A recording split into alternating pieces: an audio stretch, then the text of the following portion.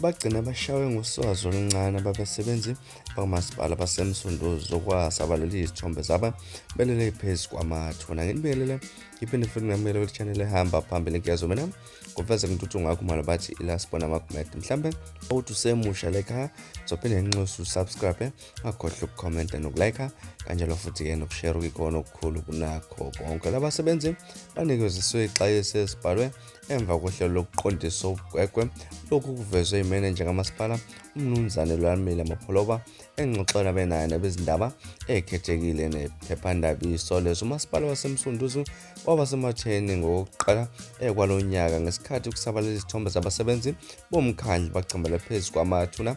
Kulezi zithombe zasabalala enkundleni zokuxhumana kwakubonakala abesifazane bedlubhe emfaniswano abasebenzi abaqoqa udoti balele esakucambalala ematsheni abekwe emathuneni, abanye behlezi phezu kwawo bengazi nokuthi lidume. Lesi-ke isenzo saxoxa kakhulu ngabelaphi bendabuka nezazi zamasiko. uMapholoba uthe abasebenzi bakhombisa ukusola ngesikhathi kuqhubeka uhlelo lokuqondisa ubugwegwe, ingakho-ke banquma ukuthi kufanele-ke banikezwe ixayiso esibhaliwe njengoba-ke wavuma amacala wabo ukuthi bakhombisa nokuzisola. Abanye babo bangomama kanti futhi abanye babo bangabasebenzi betoho badonse ngendlebe ukuthi bangaphinde bayenze into eyifana nalena. Banethemba-ke lokuthi angeke baphinde bakubone kwenzeka ukufana nalokhu. uMapholoba uthe lesi senzo salaba basebenzi safa umasipala ehlazweni lena indaba ebucayi ngoba futhi ithinta amasiko. Lento yasusa ukukhuluma okukhulu zathintwa bangabantu abaningi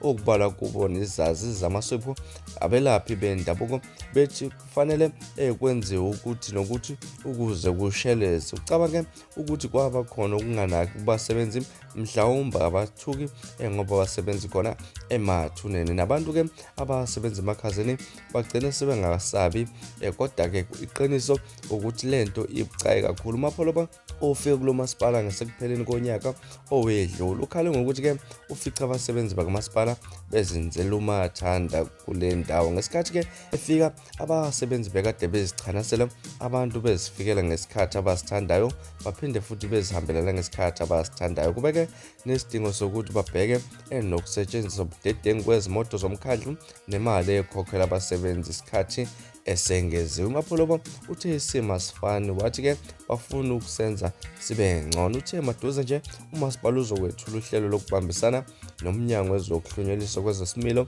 lapho khona iziposha zizokwekelela ukuhlanza idolobha. Ngesikhathi-ke lomenyezelo kokuqala lohlelo kwaba nemvunge kubasebenzi bakamasipala bakhombisa ukungalwenameli njengoba abanye bebekhala ngokuthi-ke lokhu kuzodala ukuthi bangabe basaba khona isidingo sokuthi basebenze isikhathi esengeziwe. Kepha-ke uMapholoba uthe bayaqhubeka nalo amatasa benza amalungiselelo okuqala uhlelo maduze nje bazokwethula ngokusemthethweni. Bayalijabulela kakhulu lolu hlelo abasebenzi bakamasipala ngeke basivimba ukuthi luqhube luzobongela imbali laphana kubiku uMapholoba laphana umphathi kamasipala. Bafethu izona ndaba ezihamba phambili ngakuthini kwakho ukuphawula ngalolu daba elike laduma kakhulu enkundleni zokuxhumana kusabela khona izithombe zabasebenzi bakamasipala becambalele bephumule emathuneni. Hlala bana comment section ungixoxele kabanzi ukuthi wena